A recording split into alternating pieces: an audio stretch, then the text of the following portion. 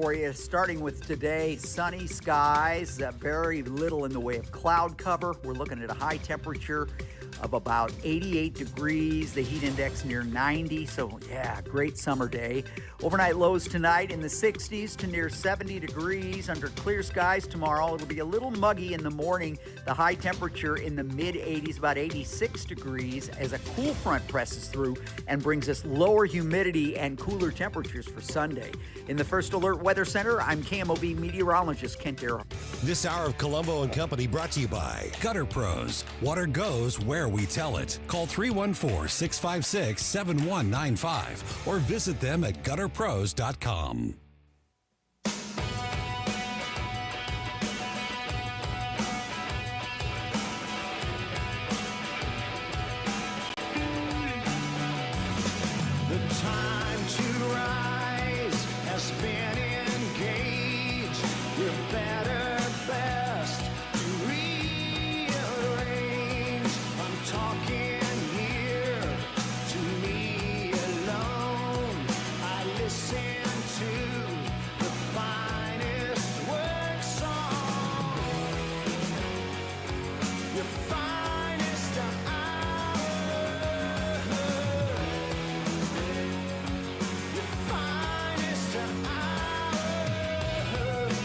Hello and welcome to Colombo and Company on a Friday afternoon.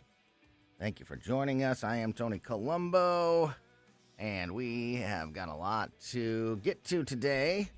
Fridays mean not only are we going to catch you up on everything happening in the news like we do every day, get you ready for the weekend, but we are also going to recap all of the crazy news of the week, of which there was a lot. So there's a lot to get through as we go through the afternoon today. We've got more from the WNBA. They're back in the news every day. Every day. I said it yesterday. With everything happening in this world, we're coming up on really important elections. We've got a war happening. We've got two wars happening. You know, everything surrounding issues like abortion here in Missouri and the border, you know, across the country and law enforcement.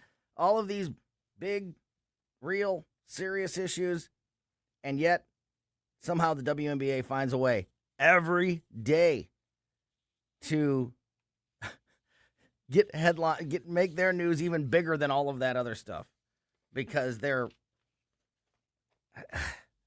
reluctance, their inability to just simply say men can't play women's basketball has created just an absolute circus and storm, if you will, for that league. And so there's more today, and we'll talk about it. Speaking of the wars, we've got an update on what's happening with Iran that we'll talk about as we go through the day. More on the possible replacement of Caroline Leavitt as the White House press secretary. Trump making an announcement about a new space policy. His new space policy, he's ramping up U.S. space activity, which I think is awesome. We'll fill you in on that as we go through the afternoon. We've got California passing more laws to go after ICE agents. Yikes. And we've got an interesting local development. The federal government has announced its agreement and the final results of its investigation into Sheriff Alfred Montgomery. Remember him? Old Loaded Dice? Yeah. So we're going to talk about him also as we go through the afternoon. Perfect day to talk about some of that local stuff, as we'll have the former mayor of Ferguson, James Knowles, who's also the city manager of Troy, Missouri. Mayor Knowles will be with us in the 3 o'clock hour. He'll be with us right at 3 o'clock, so just a little less than an hour from now. Also, since it's Friday, we will get the all-important weekend forecast from Channel 4 Chief Meteorologist Steve Templeton in about 40 minutes from now, right around 2:45. We'll get the weekend forecast from Steve. Looking forward to that. And right now, joining us in the studio, as he does every Friday, to help get us ready for the weekend and recap another crazy week, Ken Williams, the executive producer and co-host of the Vic Porcelli Show. Great to see you, buddy. Well, thank you for having me on the show, my friend, and hi, Ashlyn. You like the characterization of S Storm in the end of the, It's in the pretty WNBA?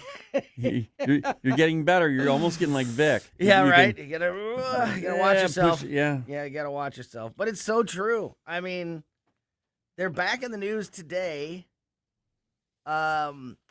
because the Attorney General of Texas, Ken Paxton, who's the Republican Senate nominee down there as well, was in the news addressing specifically Sophie Cunningham and her supporters. So Sophie Cunningham, just to try to give, I think most people know what's going on, but just to try to, give the Cliff Notes update here. Sure.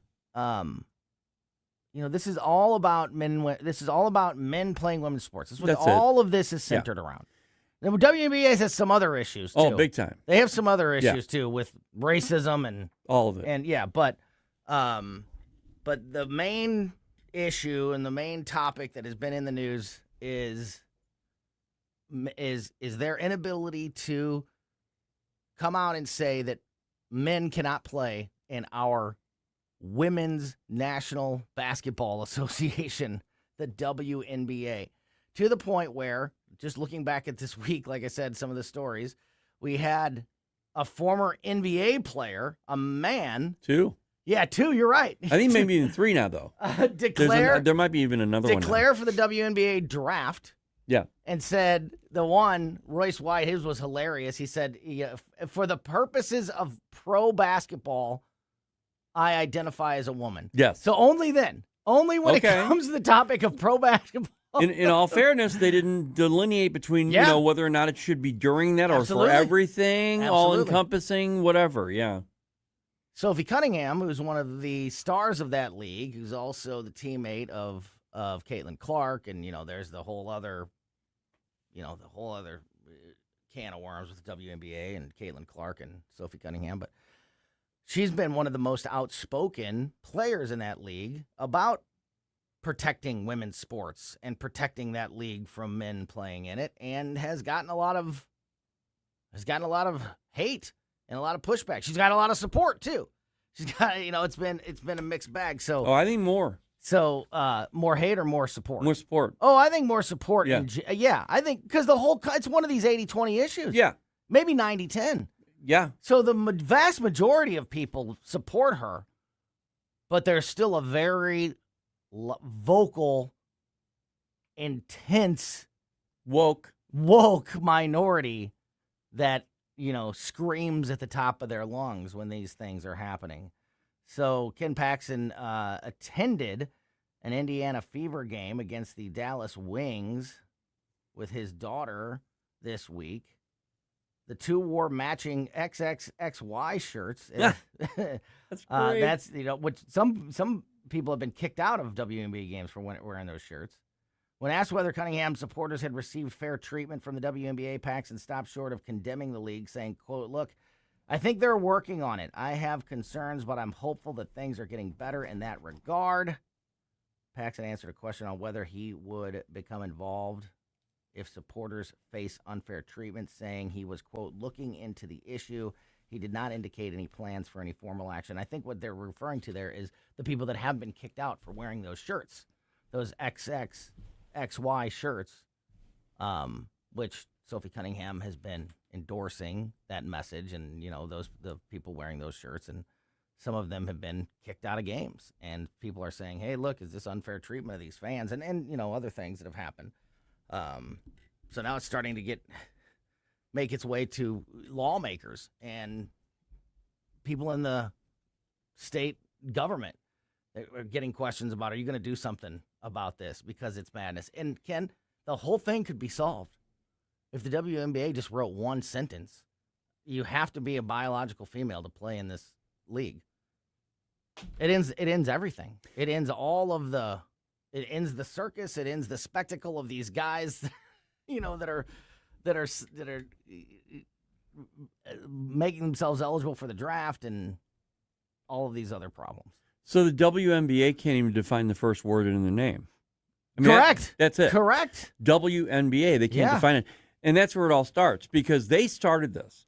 I mean, if you mentioned that Paxton and his daughter were kicked out of the game. Or they could have been. They weren't, but people that have worn those shirts that they were wearing have been. Okay, but during that time that those little girls were kicked out, there was a mother and a daughter, I believe, they were kicked out. They were wearing that exact same XX and XY shirts. They were wearing the exact same shirt. At the same time, Tony, there were other people wearing I Am for Trans Children shirts and things like that, and no one said anything. I mean, this is, what's happening with Sophie Cunningham is interesting because she's saying, I don't advocate for men playing in women's sports. I don't want to see. I advocate for girls not getting hurt. Yeah. She's staying in that lane. She's not saying anything about trans, nothing. Yeah. She's just saying, please listen to me when I say this. This is where I'm at. This is my lane. That's all I want you to understand is that I don't want men playing in girls' sports because I don't want girls to get hurt. They say, oh, well, you're against trans. No, you're not listening to me.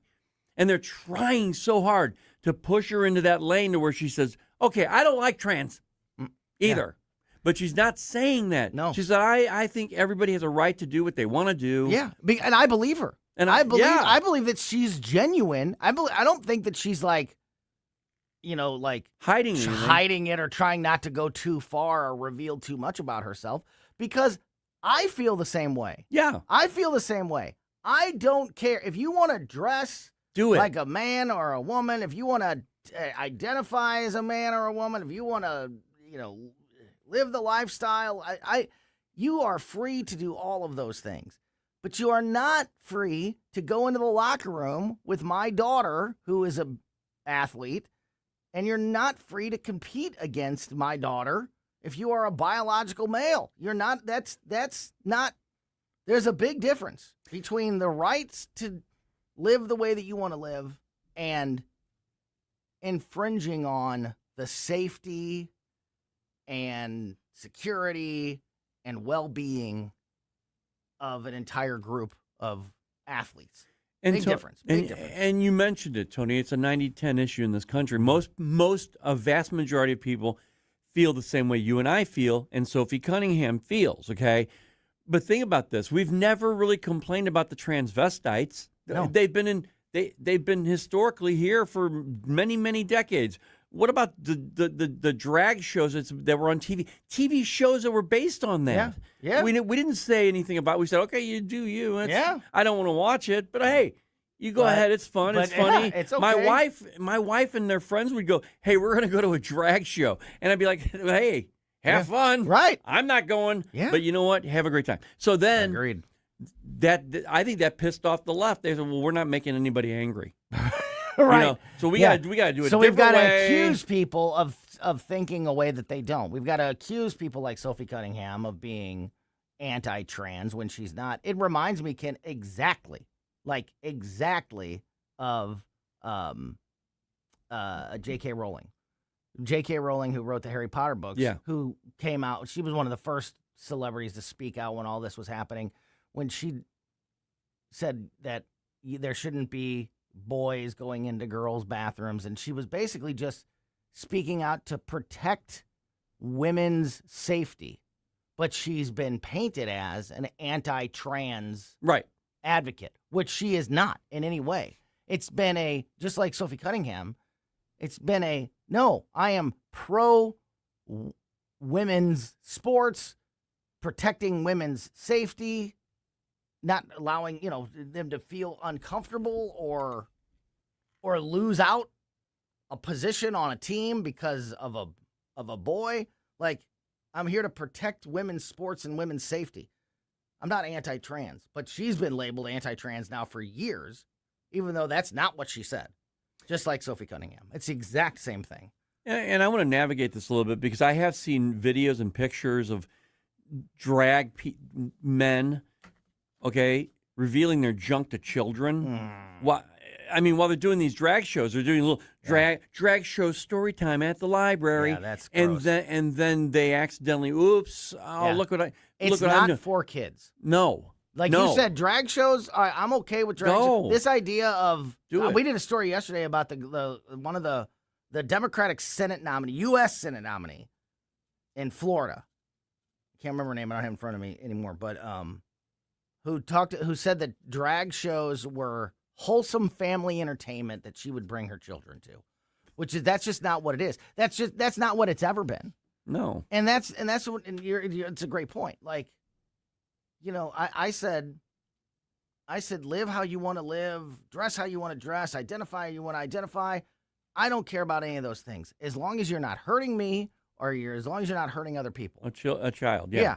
And that's why, and those shows, they've always had a very, a sexual, vibe part of the show. And I don't have any problem with that. But Tony, it's certainly not for kids. And anybody that is doing that in front of children, now that is a big problem. Now we do have a problem that I'm going to get involved in and need to be addressed. Tony, when I was 18, this is a long time ago, I was playing baseball down in New Orleans, and our coaches would say, okay, over there is this bar that they're men, they dress up as women. So understand that, knowing going in there that they're women. They're the men, but they're Right. dressing up as women. And we'd be like, oh, okay, well, we don't want to go in there. And he'd go, no, I don't want you guys going in there, but I just want you to know that that's there. Yeah. If you wanted to, if your dad wants to take you, fine. That's it. Yeah. We were 18 years old. Yeah. Okay. Yep. So that even back then we were like, well, they're transvestites. They dress up as women. Mm-hmm. That's the way it was. Now it's a thing because they want to make it a thing. Now, okay, you want to play? You want to play? Fafo? You ever hear about that? That's what's happening. Well, there's this other athlete. So we talked about these guys, the former NBA players that have, drawn attention to this and made it a spectacle and called out the WNBA for this, madness by trying to make themselves eligible for the WNBA draft, even though they're former men's NBA players. There's a real man basketball player in France who is described as a transgender phenom. It's a man whose name is Julie Tetart, Tetart, Tetart. There's videos of this. He is trying to get into the WNBA. There's videos out there of him playing basketball. He looks like a man. I mean, he's a man with a ponytail. That's all he looks So like Brittany Griner, like kind of. maybe even worse. Like really, like also like cut, like really like, like not bodybuilder, but like, but like somebody who is, has a tremendous physique as well. And there's video of this person and playing in women's games, and they're just unstoppable. It looks like an adult playing against 10-year-olds. Well, what you just described is what it is. It's the same thing. Can you imagine, And if a pro baseball player was going to go play a girls softball team? And there's some people that are saying, like, why hasn't this person got a chance to play? Like that the 10%, the loud 10% that we've talked about, like, oh, this person's not getting a fair shake because they're not. This person should be playing in the WNBA. Look how good they are. Well, yeah, because it's a man playing women's basketball. Yeah. So there's another side of this that's still being pushed as well. But again, Ken, if the WNBA would just come to just come to reality and just say, look, biological men cannot play in this league, all of this would be over. But they just can't say it. They just can't say it. For those who don't know a lot about what's happening with the WNBA right now, they actually had a meeting with their top leadership for like 3 or 4 hours, and they couldn't figure out. And then the whole goal was to define what a woman is and what they're going to do about it. They couldn't even define what the woman is. You don't need to have a meeting. You don't need to put together a committee. Look at the shirt. Look at the shirt that those people are wearing. XXXY. You don't need to form a committee. You don't need to have a meeting. You don't need to have a discussion for multiple hours. You don't need any of that. It's real easy to tell what a man and a woman is. Well, like Vicky you has said, one the chromosomes have just the chromosomes don't lie. Vic, well, there's a test you can do. Yeah, it's called blood test. He goes, no. Yeah. There's another test. There is another All test. you got to do is just go grab Yeah, the junk all you and gotta say, do is look. okay, look, Yeah. you're a guy. Get out of here. Yeah, that's right. I mean, it literally is that simple. It is, and it really is that simple. But they just can't admit it. It somehow violates their beliefs to just to describe or admit the differences between a man and a woman. Tony, you just nailed it. If they actually came out and said it, XXXY, sorry, that would destroy the whole narrative. Yeah, but why? It shouldn't. For them, no, I'm saying their narrative. It would, yeah. But in reality, it doesn't take away one bit of legitimacy or rights or anything from any human being, trans or otherwise. You know what it would do, though? It would make them sound more logical. Yeah. Yeah. The WNBA, I said this yesterday, with the rise of Caitlin Collins of Caitlin Clark and of Sophie Cunningham, this should be like the period of time where the WNBA is experiencing the most growth and success in the history of their league. And they are finding a way to absolutely destroy this opportunity where more people are buying tickets and more people are watching on television than ever. Instead of embracing that and going with the growth of their league with a generational star like Caitlin Clark, much like the PGA did with Tiger Woods. Yeah. Oh, and they embraced PGA, him. Yeah, when he lifted the PGA up, when he was on his run, instead of doing that, the WNBA is finding a way to make it to make Caitlin Clark the villain, and find a way to just absolutely be on the wrong side of a 90-10 issue. I've never seen a league do so many things, go out of their way, and try so hard to destroy itself. Yeah. Than what's been happening in the WNBA. Ken Williams from the Vic Porcelli Show is here. So is a freaking gnat. Sorry that I know, I saw it. Ken's sticking around. We're going to talk about Trump's new space policy. Also, if you think that was enough of craziness for the week, I've got a little list of just the things that we saw this week. I love it. Yeah, like how crazy things have been. Also want to get you updated on this new action taken by the state of California that is very hypocritical. What a surprise when it comes to dealing with ICE and federal law enforcement agencies. Lots to talk about. Ken Williams is here, and you're listening to Colombo and Company on 101.9 and 94.1 News Talk STL.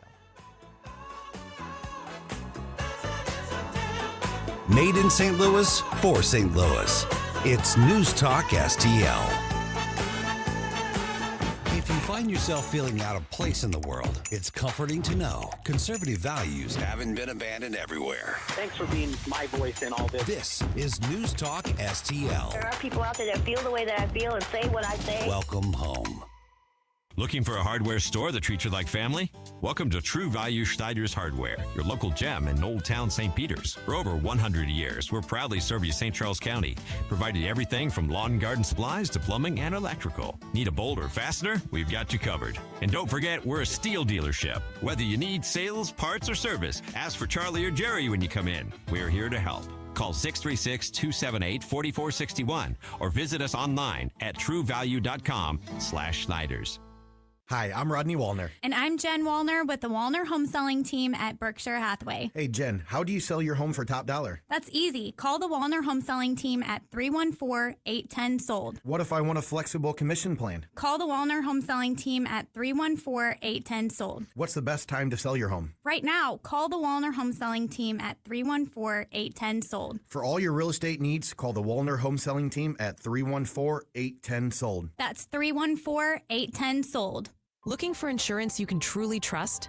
Since 1986, Bauer Insurance Agency has been protecting families and businesses across Missouri and Illinois. Owner Cindy Blanton doesn't just offer one quote. She shops all the top carriers like Progressive, Travelers, Safeco, and more to find you the best rates. Whether it's your home, auto, toys, or business, we've got you covered. Visit us at Mid-Rivers Mall in St. Peters or call 636-812-2001. Bauer Insurance Agency, the company that protects. The name you can trust.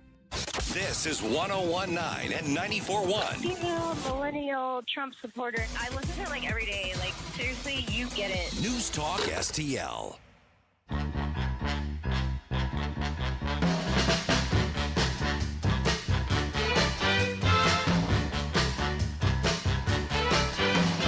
never met a girl who makes me feel the way that you do. You're all right. Welcome back to Colombo Company on 1019 94.1 News Talk STL. And just a little bit, we're going to get the weekend forecast from Channel 4 Chief Meteorologist Steve Templeton. And in the 3 o'clock hour, we're going to talk to the former mayor of Ferguson, Missouri. Mayor James Knowles is going to join us. I want to talk to him about the federal government's investigation results into the former mayor of the former sheriff of St. Louis, Alfred Montgomery, loaded dice Montgomery.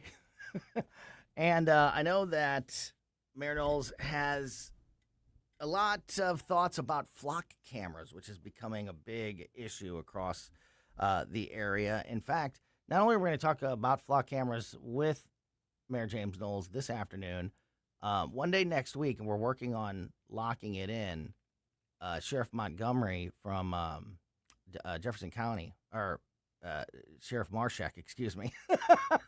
Sheriff Dave Marshak, the current sheriff of Jefferson County, is going to join us to talk about flock cameras because it's something that he mentioned last time he was on with us, that he has a lot to say about that issue.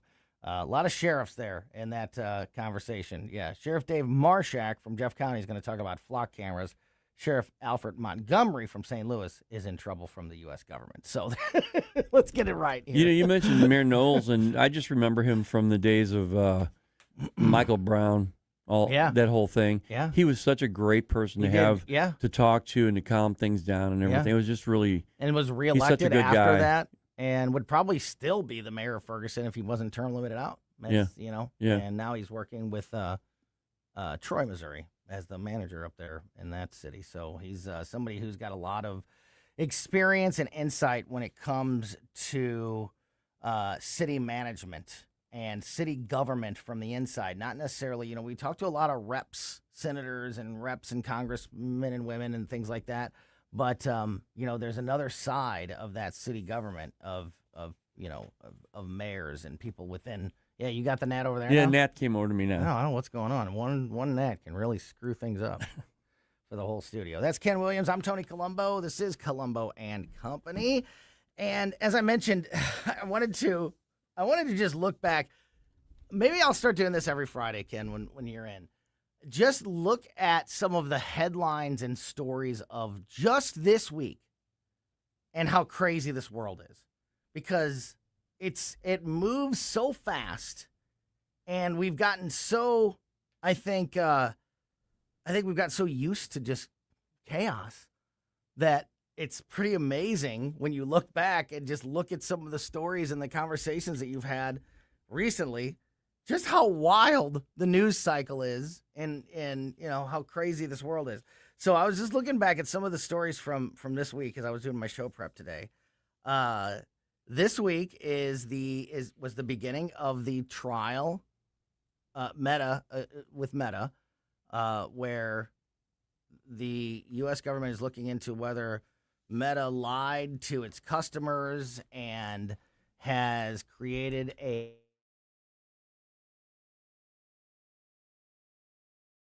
to young people.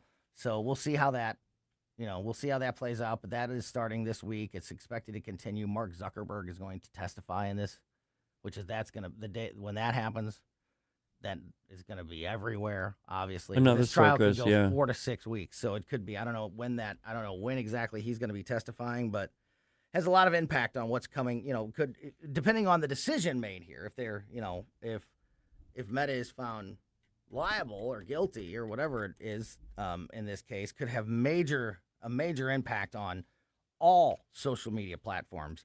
Because like I've been saying, if you're going to tell me that Facebook is addictive to young people, then what the hell is TikTok? Oh. I mean, are you kidding me? Yeah. Yeah, and I mean, you know, other social media platforms, even YouTube, you know, could fall in there. So we're going to see how that goes. All right? That's a little bit normal. Yeah. Here's some of the other ones that we covered this week. The fake poll in Los Angeles. Did you see this one? The polling company. The manipulation? That was just Median Strategies. Yeah. That put out a poll a couple weeks ago about the race for mayor in L.A. with Karen Bass. And they also had put out polls regarding Francesca Hong when she was running in Wisconsin. Yeah. And they've been putting out these polls, and specifically in L.A., Karen Bass was even retweeting the polls that showed her way ahead in the races. And then this week, that company, Median Strategies, came out and said, we're not a real company. This was all a social media. This was all a social experiment. Experiment, yeah. When none of this is real. These politicians have been retweeting, and the media has been reporting on these polls. Oh, and talking about leaning on hey, them. Look at how far ahead Karen Bass is in these. Well, Francesca Hong, you mentioned. Yeah, she was. That was potentially very dangerous. Yeah. Their polls showed her way ahead, and she lost 23% lead. Yeah, but you got Karen Bass and others. You know, you got the media there in L.A. reporting on these poll numbers, retweeting them, putting them in their own social media posts, and this company comes out this week and says that we're not a real polling company. This was just a social experiment to see how people would react to poll results. What? Well, but think about think about the track record of these left-leaning organizations. You've got this group that's no, we would never really were. We were just an experiment. And then SPLC, the Southern Poverty Law Center, for example, that they used. Tony, they used this company for 10 years as the standard bearer for any racism and white supremacy and everything. You're right. And they used it as the initial thing that they said President Trump was a racist on. Mm-hmm. And it turns out that they were all helping the white supremacists. But I don't know. Is this is this group, is it similar to that? Or were they exposing how quickly people on the left or the media will latch on to a poll result from without checking in to see who's conducting this poll or what did they expose it? I don't know. I don't know the answer. But that's a very interesting question. I don't know if they were putting out their polls because they were trying to build momentum for Francesca Hong and Karen Bass, or if they were truly just like, hey, this was a social experiment to show you how people will fall for polls. And we proved it by doing this. I don't know the answer. Well, that's a very good question, actually. But at best, Tony, it's irresponsible because had it worked, what if it would have worked with Francesca Hong? Yeah. Then would they have come out if she would have won? Would they have come out? Oh, well, guess what? That 23% lead that she had, that was all a lie. Their statement was, quote, Median Strategies was created as a short-term social experiment to examine how purported polling information could enter and spread through the political information ecosystem without independent verification. We are not seeking publicity or attention. Well, I don't know about that. For the individuals involved and are... That's interesting. Wow. Yeah. I didn't even look at it that way. Yeah. So they were saying, look, we were just kind of showing you how ridiculous, how the media, like, if they like a story, they won't look to verify it. If you're on their side, they won't try to verify. They won't look into it. If we said, hey, look, we're a polling company and we did a poll and your guy's winning. Oh, thanks for that information. We'll publish that right now. Wow. Yeah, like. So if that was their intent, though, that was kind of still irresponsible. Yeah, it's still to my point, a circus. The whole Right, yeah. the madness of Wow. what's happening in the news. Another one from this week. A man who had received the Minnesota Outstanding Refugee Award was accused of fraud and has ties to a sex trafficking ring in Minnesota. Yep. So this guy, Salman Ahmed Elmi, is now facing 3 counts of aiding and abetting by swindle and 5 counts of aiding and abetting by false representation as part of an alleged scam to bill Medicaid for over $1 million in fraudulent services. Now, and he's also, the charges also allege that 2 members involved in the same scheme are tied to a sex trafficking ring. So not necessarily direct connection from this guy, but he was part of a scheme that had other people in it that were tied to this sex trafficking ring. So that's pretty close, and he might, which would indicate that he could be involved in that as well. So this guy who scammed Minnesota Medicaid for over $1 million and has ties to a sex trafficking ring had won the Outstanding Refugee honor and an entrepreneurship award in 2021 from the state of Minnesota. Tim Walz. That was during Tim Walz. Oh, my goodness. It's all Tim Walz. It's all Tim Walz. Tim Walz, Keith Ellison, Ilhan Omar. Tim Walz, I never Jacob Fry, all of them. Well, that makes sense now. Yeah. That totally makes sense. Yeah. A state that's riddled with fraud now. It is so bad there. Yeah. Tim Walz gave this guy an award a couple of years ago, and now he's conducted fraud against the state for over $1 million and could be tied to a sex. Way to go, Tim Walz. Now, keep up the good work. Outside of the Somali voting bloc there and everything, what do you think? What do you think the result of this is going to be? Because I saw a video of a Minnesotan who said, "I am ashamed. I live here, and I am so ashamed of what's happening here." Okay, do you think the majority of Minnesota right now sees this and they're going to do something about it? Maybe, I don't know. I hope so. Or is it too far gone? Is it like California? I don't get it. Why though, Minnesota? It's so weird to me that I've talked about this before. It's so weird to me that Minnesota. When you think of Minnesota, you don't think of the crazy progressive politics that you think of when you think of California or New York or Chicago. Right.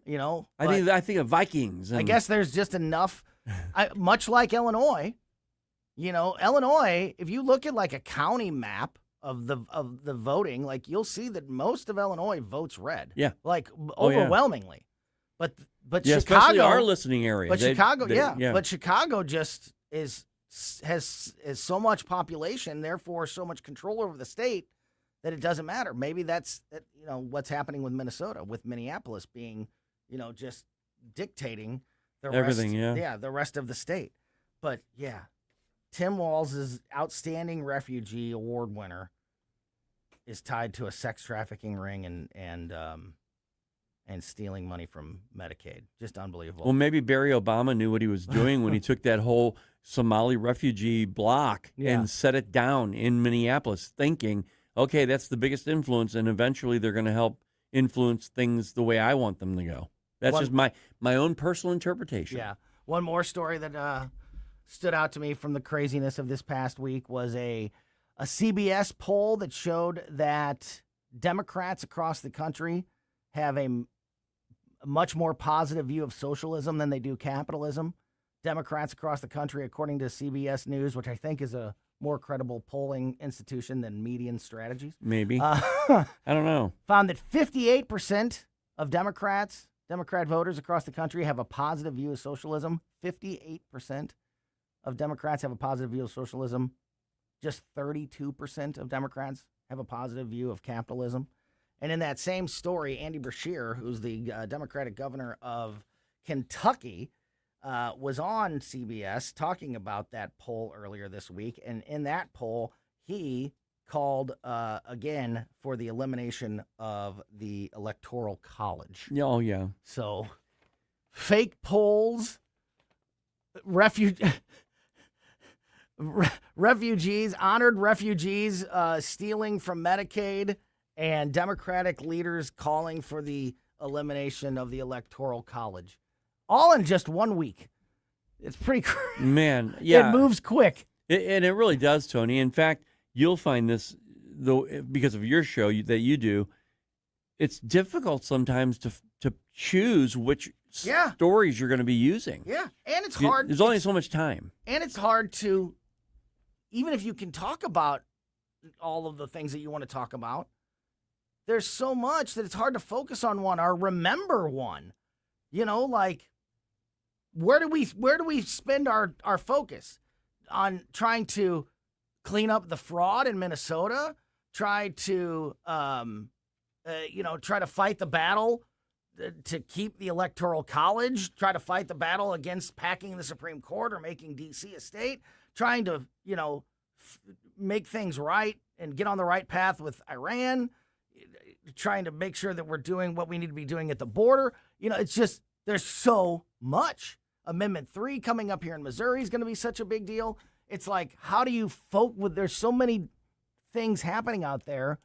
How do you focus on them and try to address each one? It's a lot. And that's why I wanted to just a little reminder of just how crazy the news cycle is in just 1 week.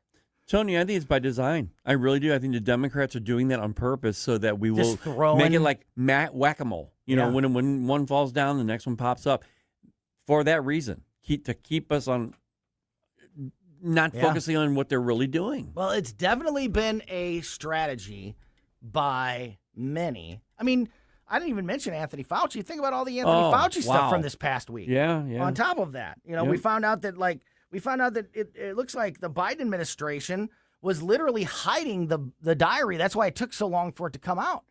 They were literally hiding the diary and not releasing it when they released other things that they were supposed to. And that's why it took so long to get the information out of Fauci's diary. But, yeah, I mean, just it's definitely a strategy for people like Anthony Fauci and the Bidens and James Comey. They know that because this world is so crazy and our attention span is so short, that when all the heat gets piled on them, if they can just keep their head down and let some time go by, there's so much going on. There's so many other things to worry about that they know that Americans will start to pay attention to other things and move on. And they count on it. Yeah, my closing thought to all this is that I agree. I think that what they're doing, there's so much corruption on the left that we found it. We've documented. We have it in our hands, and yet no one's been incarcerated. Mm-hmm. No one's been arrested. I mean, there are some, lower level people being arrested. But not the big people. But not the ones who are orchestrating the whole thing. Yeah. How is Keith Ellison and Tim Walz not facing serious criminal charges in Minnesota? How is James Comey? John Brennan. Joe Biden. How is Anthony Fauci? How is Barack Obama? Joe Biden. Hunter Biden. Yeah. Hillary Clinton. All these people. How are they not facing criminal charges or at least much more serious punishment than any of them have had to this point? Because, well, one, because they're rich and powerful, and there's Republicans that have benefited from these same things as well, of course, but the left is, really leading the way when it comes to this stuff. So there's a lot, obviously, that goes along with being rich and powerful, but also to that point of just there's so much going on, and if you can just keep your head down and let everybody sort of move on to the next thing. I can't wait for next week. You're going to be, right? I know. Crazy, crazy stuff. Speaking of the coming days and going into next week, see how I did that? We are going to get the weekend forecast from Channel 4 Chief Meteorologist Steve Templeton in just a moment. Don't forget to tune in every weekday, 9 a.m. to noon, 3-hour tour with Ken Williams and, of course, Vic Porcelli. Ken, thanks as always for your time, my friend. Great to talk with you. Thanks, Tony Colombo. Have a good weekend. You too, Ashlyn. Great stuff there. And, yeah, we are going to talk to the former mayor of Ferguson, James Knowles, in the 3 o'clock hour, but we're going to get that weekend forecast from Steve Templeton next. For podcast articles and more, find us on newstalkstl.com.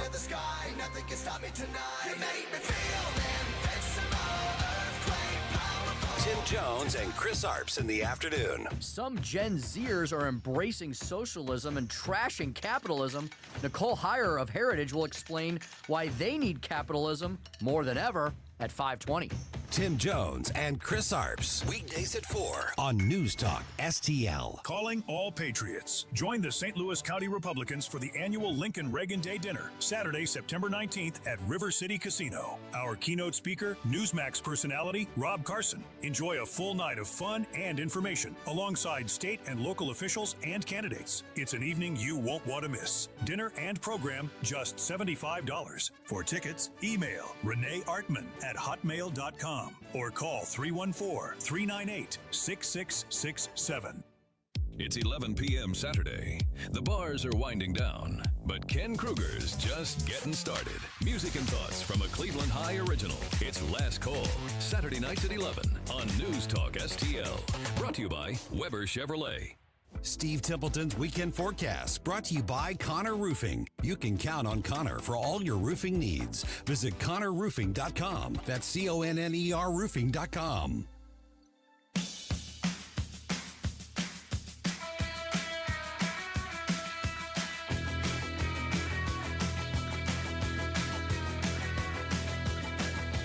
Welcome back to Colombo and Company on 101.9, 94.1 News Talk STL. Great conversation with Ken Williams from the Vic Porcelli Show. And that last segment coming up, the former mayor of Ferguson, Missouri, James Knowles, will be on the line with us. And right now, it is time to get the weekend forecast from Channel 4 Chief Meteorologist Steve Templeton, who is on the line now. Steve, thanks as always for your time, my friend. And hey, listen, it's not been so bad.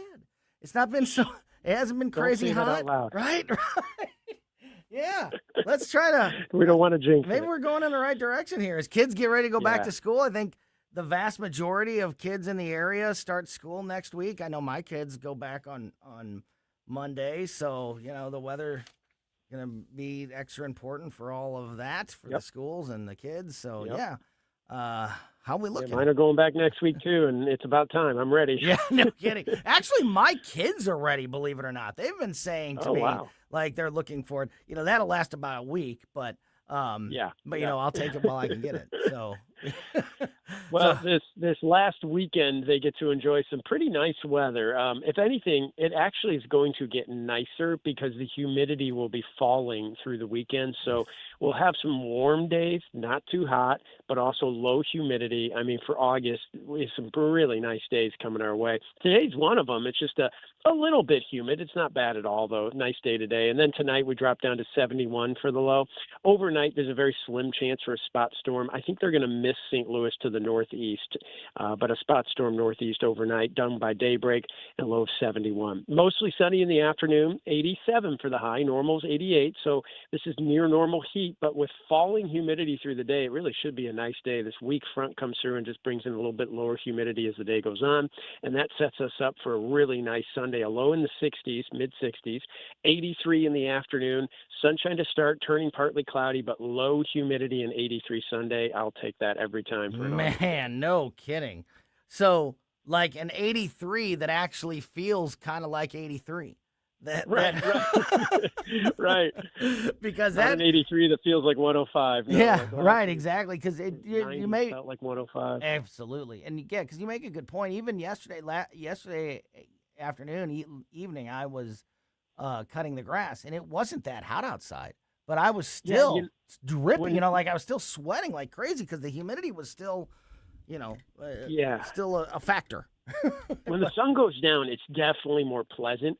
But if you're doing something active, and your body starts sweating, I think then you kind of notice the mugginess a lot more. Yeah. But again, that's starting to improve. So I think it'll be much better for us this weekend. That's awesome.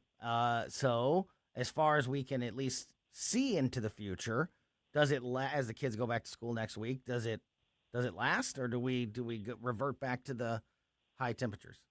So Sunday's weather does not last, but we don't have extreme heat. It does get hotter as the week goes on next week. I have low 80s on Monday. That's still pretty nice. Yeah. Tuesday, mid 80s, and then Wednesday, upper 80s. So, it climbs a little bit, but that's kind of where it stops. Highs around 87 to 88. That's near normal by mid to late week next week. The humidity will go up, not right away on Monday. That's a low humidity day, but Tuesday starts to get a little bit steamy. So, some subtle changes as we kind of edge back towards warm/hot and humid, but nothing extreme in the forecast at this point. And I'm not seeing any extreme rainfall or big storm systems. I have some subtle rain chances, 20% chance Monday and Wednesday next week. Otherwise, I think a lot of dry time and just near normal heat. That's about as good as you can ask for this time of year, right? I mean, right? Yeah. Like that's about as much as you could hope for in St. Louis in late August and heading into September. I can't believe we're crazy. we're getting that close. Go ahead. I think we've earned some days like this. Yeah. The summer's been either it's stormy and wet or really hot, and so we've earned some decent, calmer, quiet weather. This weekend's going to be just fantastic. And definitely take advantage of it while it's here, because you never know how long it's going to last. So I'll take it. That's a very solid weekend forecast, and heading into next week as the kids get going back to school. Steve Templeton, thank you so much as always for your time today and for everything that you and the Channel 4 weather team do for us all week long, keeping us and our listeners up to date on what's happening out there with the weather. Can't thank you enough. My pleasure. Good luck to your kids and all the kids going back to school. Back at you. Have a great weekend, my friend. We'll talk to you soon. Take care. Yeah, that's awesome stuff. Channel 4 Chief Meteorologist Steve Templeton. And that is not a bad weekend forecast at all. 87 tomorrow with humidity dropping. Mostly sunny tomorrow, and 83, partly cloudy, 83, low humidity on Sunday. 87 and 83 with not too much humidity.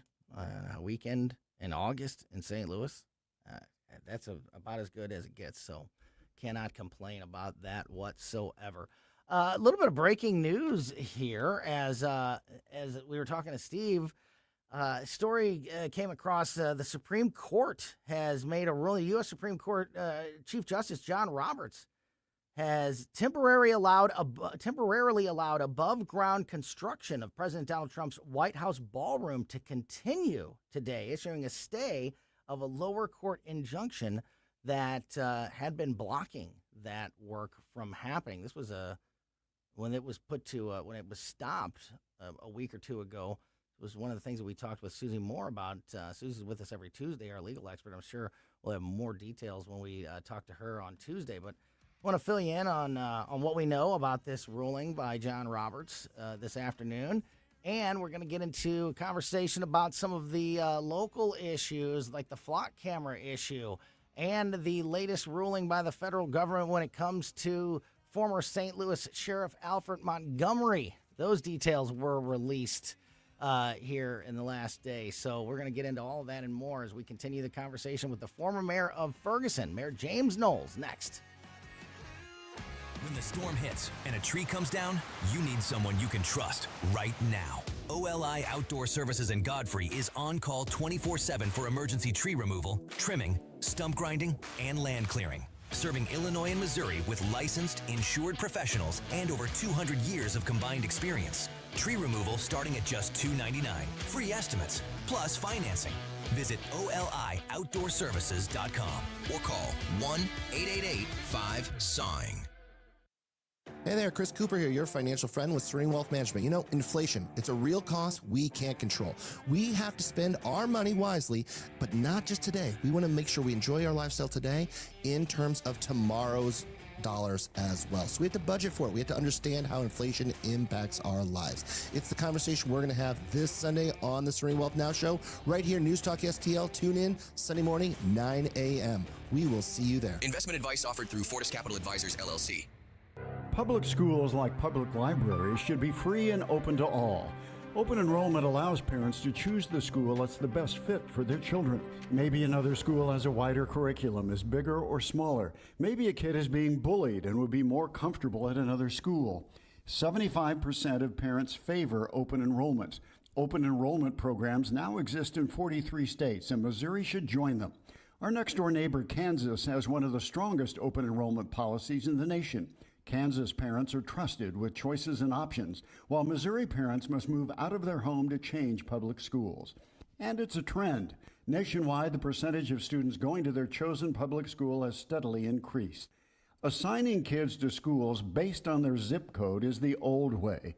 Open enrollment is a better way. Learn more at showmeinstitute.org. The Show Me Minute has been brought to you by Show Me Institute and Show Me Opportunity.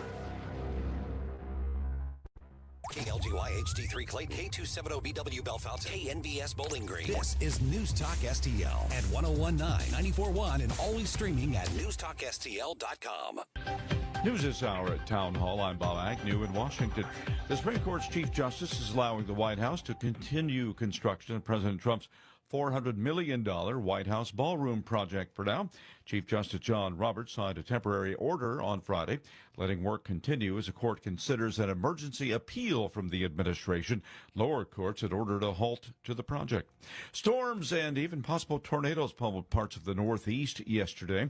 Storms tore through a beach on Long Island. Nassau County Executive Bruce Blakeman.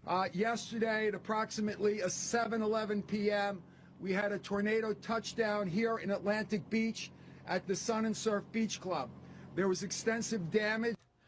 Storms also stranded dozens of people in their cars in New Jersey and knocked out power in parts of Delaware's capital city. Tens of thousands of people in Indiana still with no power a week after a big storm there. This is the second week now. Shatia Harden lives in Gary, Indiana. We can be used to it, but it's not okay for us to be used to it. Living without power since storms hit some 10 days ago. Northern Indiana Public Service Company says it has restored power to more than 300,000 customers since August 11th.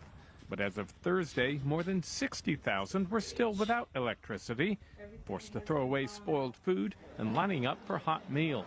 We thrive best, as humans, on certainty and predictability. Radia Martins with the Flourish Community Hub in Gary. The utility says some areas may not have electricity restored until next week. I'm Ben Thomas. Some feisty rhetoric coming from the premier of a Canadian province, angry over President Trump's threat for a 50% tariff. And Manitoba Premier Wab Kano says Canada should not make any concessions to the United States. He says they have plenty of leverage in the talks against the U.S. On Wall Street near the close of Dow was up 550. More at townhall.com.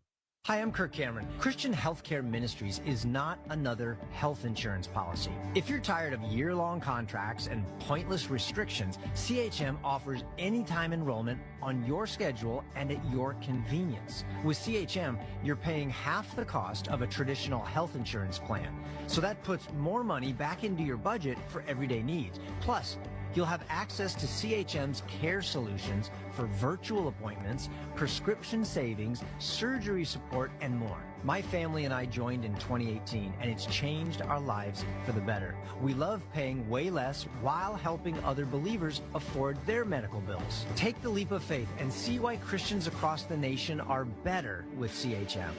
Get started by calling 1-833-JOIN-CHM. Use promo code WELLNESS for a 5% credit towards your first month. That's 1-833-JOIN-CHM and use promo code WELLNESS. From the News Talk STL Weather Center. I'm First Alert 4 Chief Meteorologist Steve Templeton. More nice weather for the weekend, if anything, getting less humid and more comfortable. Overnight tonight, slight chance for a spot storm, mainly northeast of St. Louis. Most of us are dry, low of 71 degrees. A high of 87, that's near normal hot for the afternoon, but humidity will be falling throughout the day, so expect it to feel a little more comfortable. But it is toasty warm in the full sunshine, a mostly sunny day Saturday. Sunday, a little cooler, but still a warm day, 83. Mostly sunny to start, then turning partly cloudy, but low humidity, making it a great Sunday. That's the latest from the First Alert 4 Weather Center. I'm Chief Meteorologist Steve Templeton. This hour of News Talk STL brought to you by Chris Cooper and Serenity Wealth Management. Business owners, download your free playbook for financial clarity at SerenityWealthBiz.com. That's SerenityWealthBiz.com. If you have a phone, you have a radio. I listen to News Talk STL on the app driving to work. Download the News Talk STL app. You got to get the News Talk STL app. Love the app. Can listen anywhere in St. Louis. And listen anytime. News Talk STL right on my phone. Anywhere.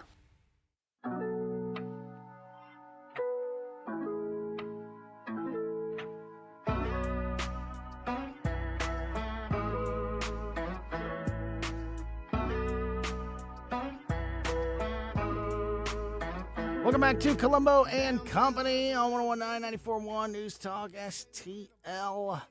A busy Friday afternoon.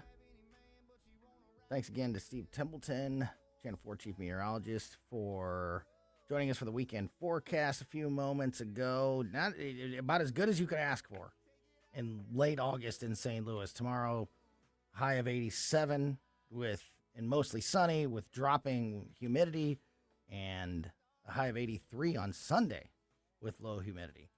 So that's pretty good. And it kind of stays that way in the 80s with not crazy humidity as we start next week when most kids are getting back to school. So I'll take that. I'll take that every time in late August in the St. Louis area. I'm Tony Colombo in studio with producer Ashlyn, and joining us on the line now is the former mayor of Ferguson, Missouri, the city manager of Troy, Missouri, Mayor James Knowles. Mr. Mayor, how are you? Doing great, Tony. How are you doing today? I'm doing good. Lots of things that I want to talk to you about. Obviously, whenever we get Mayor Knowles on the line, it's a great time to dig into some of the local issues and big local topics of the day, and we've got a couple of those. When you said when we were talking off the air before the show today that flock cameras was one of the issues that you were really into and had a lot to say about, I was like, it just was unbelievably perfect timing, because I just had that identical conversation with the sheriff of Jefferson County, Sheriff Dave Marshak, who's a regular on the show, who wants to talk about flock cameras. And he was like, and I need more than 5 minutes. He's like, this is an issue. He's like, there's a lot to discuss here.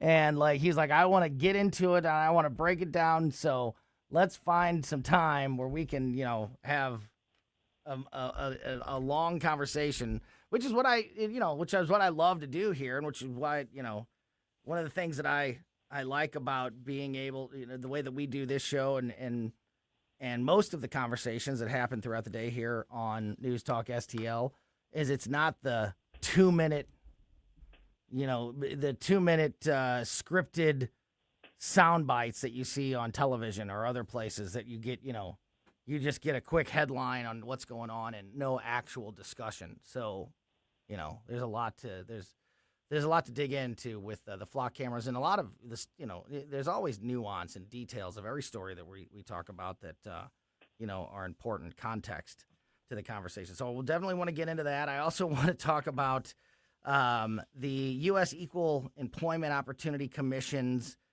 announcement about the end of their investigation into the former sheriff of St. Louis, Sheriff Alfred Montgomery, and this actually made me think of you, James, because after Ferguson, you can I don't want to go back into this completely, but you can touch on this as you've explained it in the past, which I don't think a lot of people realize happens if the federal government gets involved, especially with a law enforcement agency, and that's been questioned about something, or there's been an issue, and now the feds are here to investigate and try to make it right.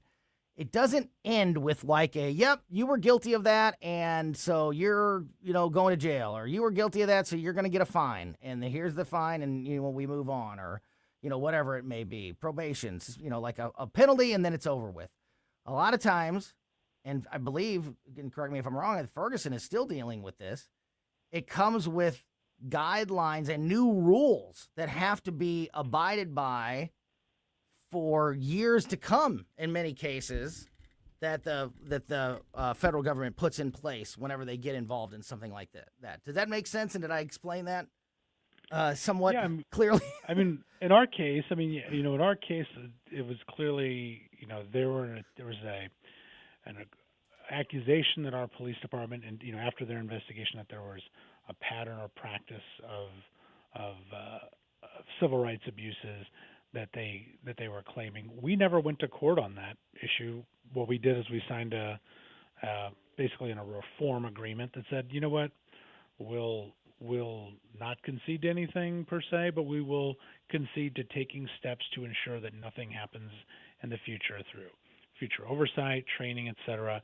And that agreement that we had with them was supposed to be for 5 years, and now we're 12 years later, we're still in the agreement. So once the feds get their claws in you, it's not necessarily going to be that easy to get out. It is unfortunate because in some cases, without going to court and without hearing both sides of the case, people will oftentimes go, well, this is what the Fed said, and this must be true. But I mean, as we've seen with Trump and a number of other cases, there have been many cases where the government likes to come out and they make their accusations, but it needs to go through the process to show that there really was culpability or there really was a violation, et cetera, because we've seen probably the most politicized part of our government, sadly, has been the Department of Justice, and it has been that way for years. I can tell you that I've experienced that personally, but I can tell you that I was warned about this from people when everybody came to investigate Ferguson. Yeah. Be careful. The feds are there. They've got a bone to pick, and they're not letting this go. And also, once you come to an agreement with them, it's not going to be one and done. It's going to be they want to control what goes on in your department for as long as they can. They've done it to lots of cities across the country. I know Trump has done a good job of trying to clear up some of that, but I mean, it still exists. Well, and that's definitely playing a role. I'm just going to get into this now since we're talking about it.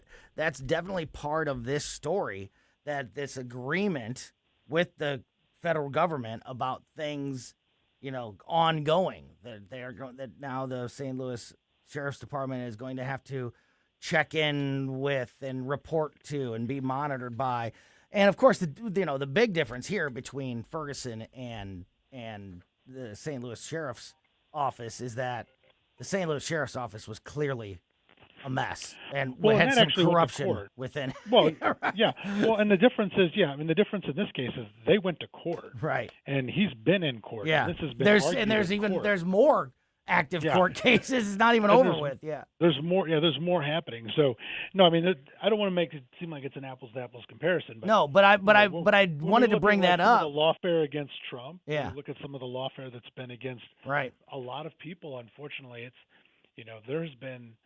this has been going on for years. But in this case, you do see there are things like this. Alfred Montgomery's been in jail still for a year, maybe more, because obviously this has been something that's gone through the courts and they've shown really terrible things. The audio that's out there. There's that whole 13-minute meeting that he had with the one deputy where the deputy had to roll the dice for his own employment. I mean, just it's wild, the evidence they have. And I think this is why it's important for people to realize, this is different than some of the things we've seen. Oh, yeah. Yeah, but I wanted to bring that up because I wanted people to understand that, once the federal government comes in and, makes a decision, it doesn't mean that, okay, here's the punishment, and now, now we all move on, that there's long-lasting repercussions of something like this, and you guys have exactly dealt with that in Ferguson, and now there's these agreements that are in place with the St. Louis Sheriff's Office. And I think it's important that there are cases like this where you have shown a long history of issues there. The sad thing is there are people that are still defending, no matter what we've seen, no matter what's been shown in court, no matter what the videos and the audio tapes that that have been shown to prove what's been going on in that department. There are still people out there defending him, and that's the unfortunate reality, and that's one of the reasons why it is important that the government keep an eye on this. Anybody that's doing that, and I know that you're right, I know that they are doing that, but that is literally the people that have their fingers plugging their ears and their eyes closed and going la la la la, because if you look at any of the evidence or hear any of the evidence or read any of the evidence, it's so obvious. But here, let me get into some of this, because I want to get your thoughts on this. The U.S. Equal Employment Opportunity Commission announced an agreement with the St. Louis Sheriff's Office to resolve 13 charges of race and age discrimination with the EEOC and the U.S. Department of Justice. The EEOC, which is the Equal Employment Opportunity Commission, told reporters today, and this is a report from KMOV, Channel 4, EEOC told reporters today its investigation found reasonable cause to believe former Sheriff Alfred Montgomery terminated a group of older white employees and a black employee at the same time in January 2025 without any assessment of job performance or experience. The federal agency said, quote, before taking office, Montgomery said in December 2024 that he could not wait to get rid of the, quote, top-heavy employees. The EEOC said this showed his bias against older workers. The EEOC also said Montgomery targeted white employees for termination and fired a black employee after that employee spoke out against discrimination he observed happening to his long-term white colleagues. So the black guy only got fired because he was calling out the racism, according to this report from the EEOC.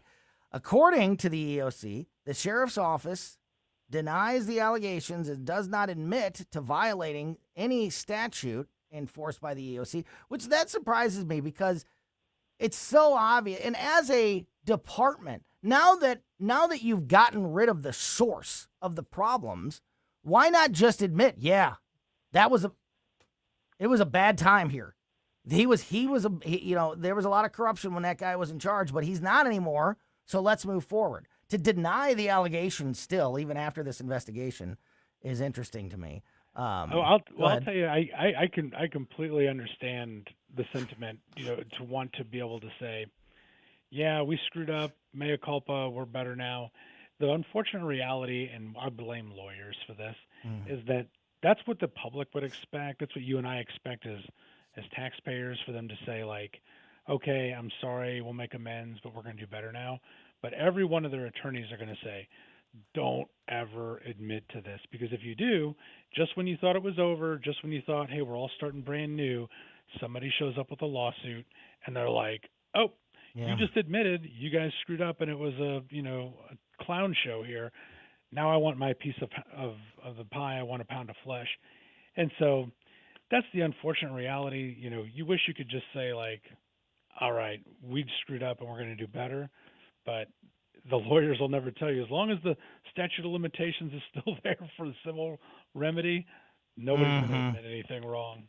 So the sheriff's office denied the allegations and does not admit to violating any statute enforced by the EEOC. However, the office agreed to engage in the EEOC's pre-litigation conciliation process following the investigation. The process resulted in a, here you go, 5-year agreement. You know all about those 5-year agreements right. with the federal government. The process resulted in a 5-year agreement requiring the St. Louis Sheriff's Office to do the following things. There's five requirements listed here that the St. Louis Sheriff's Department must do for the next 5 years in cooperation with the federal government. And like you said, the 5-year agreement in Ferguson has been in place now for 12 years. So, we'll see how this goes. Number 1, electronically post and distribute all newly created and revised employment policies in compliance with Title VII and the ADEA. Number 2, provide training to employees about their rights under Title VII and the ADEA. Number 3, train human resources personnel and management with decision-making authority. Number 4, post a notice to employees about the resolution of the case and their rights under the laws enforced by the EEOC. And number 5, report to the EEOC about compliance with the terms of the 13 conciliation agreements. The agreements resolve the matters between the federal government and the sheriff's office, the EEOC, and the Department of Justice. The former employees retain their rights to proceed to court in the various cases already in process against Alfred Montgomery. So it doesn't resolve any of his legal issues. Yeah, they got to make sure that those guys are still individually going to get their right, payday exactly on this. Exactly. Anything stand out there as concerning or something that stands out to you in that list, or is that does that sound like a pretty decent agreement in your opinion? I mean, it sounds like a pretty decent agreement. I'd love to see how thought so too. How many pages it was, but if you can, like when we agreed in Ferguson to say, look, we want to be the best department. We want to instill confidence in people. So let's talk about the types of things that we need to do to be a model department. And the frustrating thing is that the Department of Justice kept moving the goalpost on us.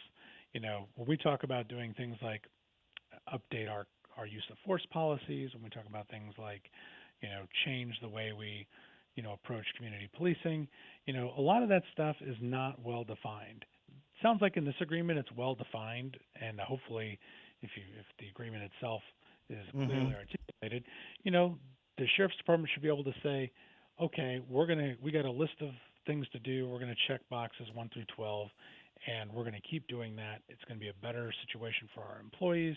We're going to better serve the community, and the federal government should be able to acknowledge that we did it, and then we're done with the agreement. Yeah, I mentioned those to give a little bit of context. Yeah, just to give a little context here, because I think it's important, and it explains also what you're talking about.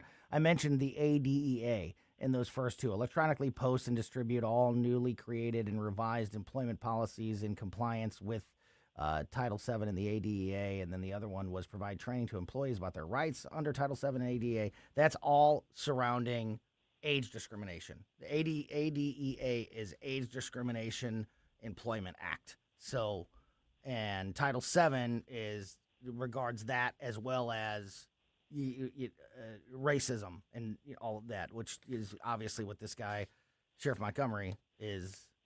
That's the crux of the investigation here. Him firing deputies that were either what he thought were older and therefore making more money, and to get that, to remove them from the books just simply because of their age. And then also they found him guilty of firing people for being white. So that's what the Title VII and the ADEA parts of that mean. Yeah. Just thought it was important context. No, absolutely. So we'll see how this all plays out, but it's amazing how much damage and how much he got away with. And in a relatively short period of time, too. Honestly, he wasn't the sheriff in St. Louis for, he decades. rolled in like day one. Yeah. He rolled in day one with the set of gold dice and exactly. started saying, roll for your job.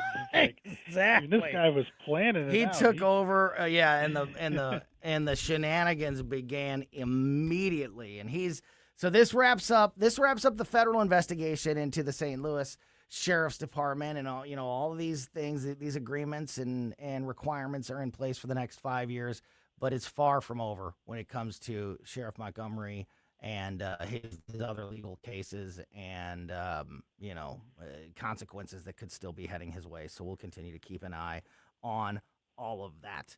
All right, we are talking to the former mayor of Ferguson, Missouri, Mayor James Knowles, the city manager of Troy, and we are going to talk about another very hot local issue, flock cameras. We're going to have that discussion with Mayor Knowles as we continue here on Colombo and Company next. Watch us on our live stream using Rumble, Facebook, and Twitter.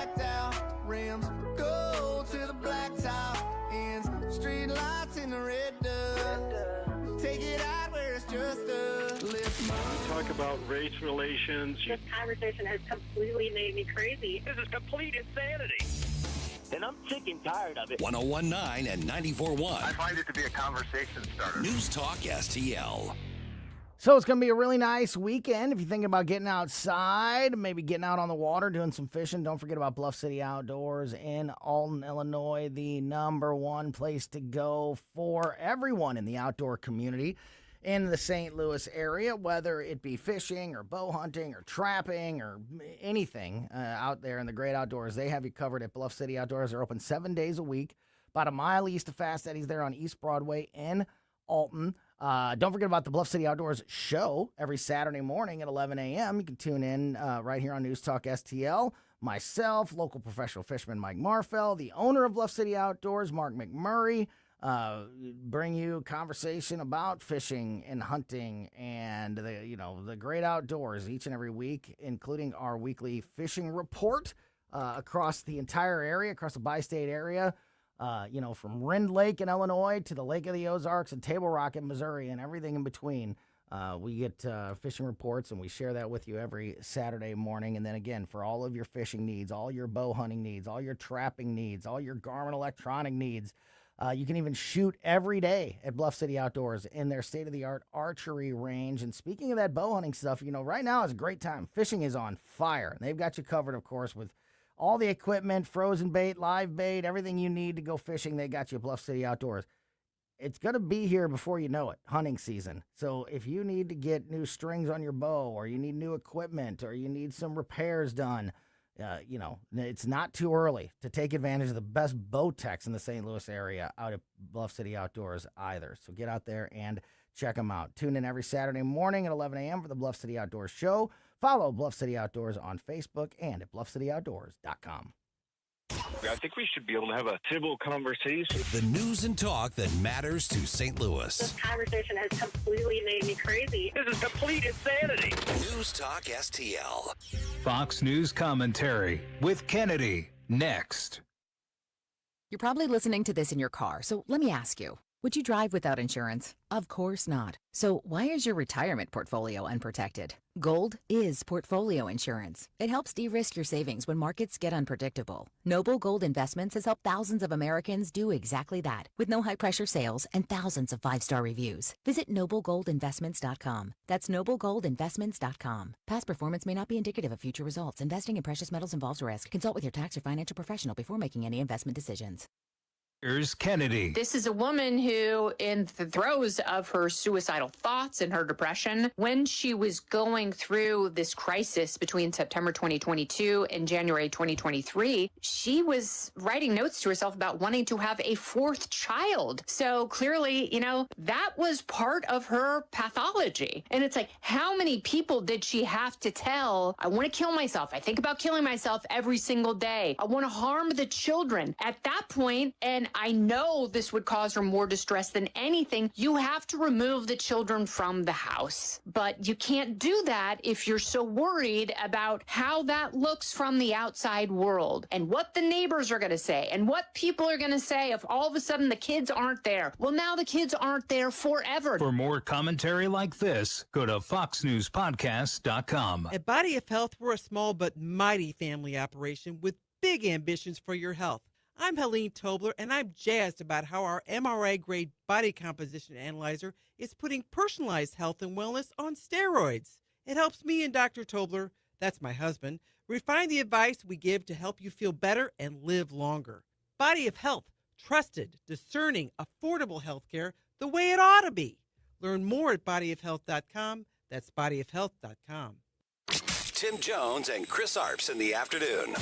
Senator Hawley, I grew up in North County. The subdivision that I lived in, Coldwater Creek, ran through our neighborhood. The federal government dumped radioactive waste into the water, into the air, and they knew about it. They've done it for 70 years, and they've lied about it. And people in our state and in that region in particular have gotten sick and died. Tim Jones and Chris Arps, weekdays at 4 on News Talk STL. 1949, the last time a Republican held the top post in St. Louis City. A gallon of milk was 84 cents, and streetcars ran down Grand Avenue. Unfortunately, St. Louis City streets are no longer the epicenter of family and business life. In the 80 years of Democrat control, our city has been on a steady decline. Hello, Kirk Ilsinger, chairman of the Republican Party for the city of St. Louis, and we believe it is our duty to provide a different path forward. I invite you to our meetings the first Thursday of every month. Learn more at stl-gop.com. Paid for by St. Louis City Republican PAC. Curtis Farber, Treasurer. On the next, Larry Connors, USA. The story behind the story, tradition, Friday Night Lights. high school football. Larry Connors USA. Now, weeknights 6 until 8 On News Talk STL.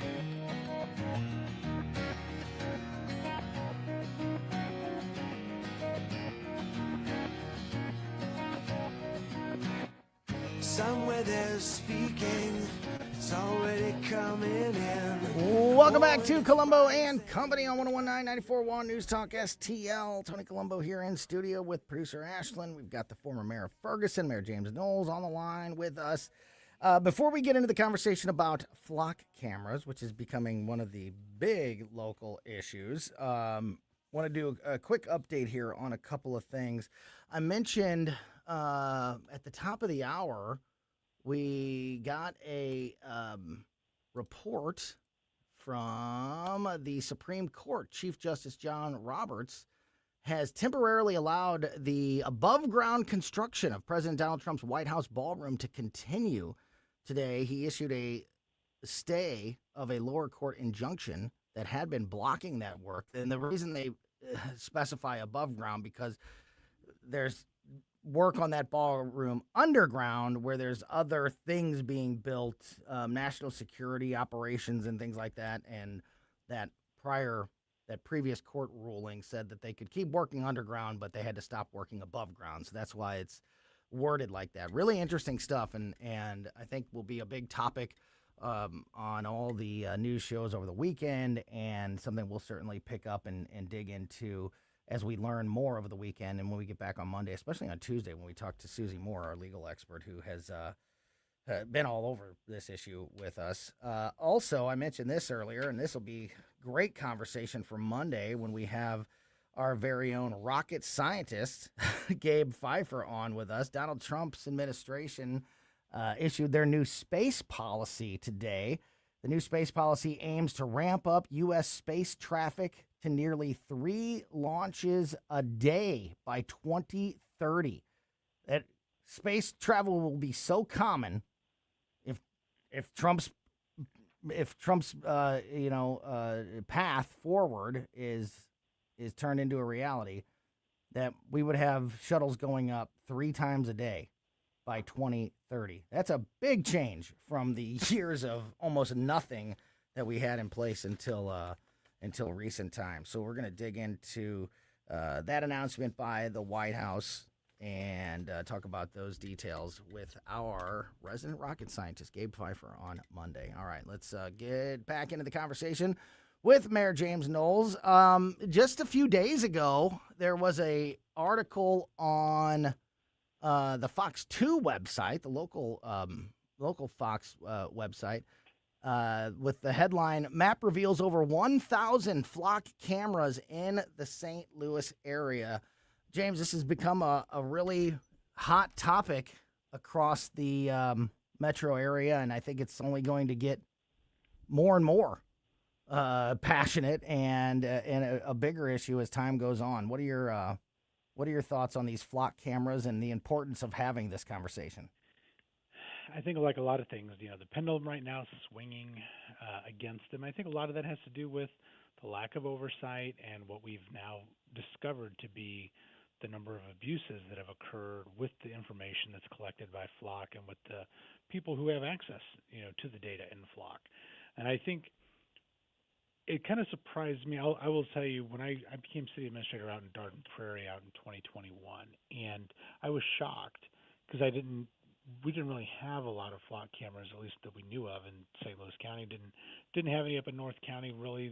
When I was mayor of Ferguson, we didn't have any in Ferguson. And I was shocked at the number that were in St. Charles County. And as it became more well known by our HOAs and the HOA leaders, like, people were begging for them. I mean, we had HOAs fighting over, will the city put these in? Well, we won't put them in, but the HOA can put it in. They wanted them at the entrance to their subdivisions, so they knew who was coming into their subdivision, people casing houses, stealing cars, whatever. You might be surprised, there is crime in St. Charles County. So people were concerned. And as you can see, from the data that's been released recently, there's a ton in St. Charles County. And they'd been used very effectively, for crime and, crime control and investigations.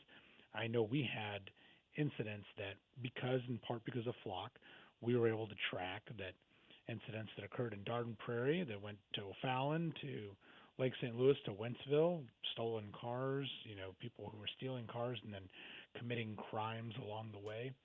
We were able to use that data and that technology to help track that, to eventually catch these people, and not only just catch them, but piece together the whole evening of crimes that occurred along the way because of the Flock cameras. So I'm kind of shocked that everybody all of a sudden is like, oh my God, these things exist, and we're very concerned about their existence. I would be very concerned about their no data centers, no Flock cameras. You can run on that and probably win an election right now. You're right. You're right. But I mean, there was the guy who murdered those people of, was it Idaho, I guess it was, and then drove back to New York City. That young guy who killed those college kids. Yeah, up the four out west. They, part of what they were able to use was LPRs and other data that they pieced together all the way across the country to catch this guy. If you and I have kids, and my kids are a little bit, well, James is younger than my kids even, so you're James, not my James. Mm-hmm. We both have them. But, if somebody snatched up our kid and we were like, hey, all we know is there's a car, this is what the car looks like, it's amazing what the AI and those Flock cameras can flag. Yeah. If you know the license plate, it's even better.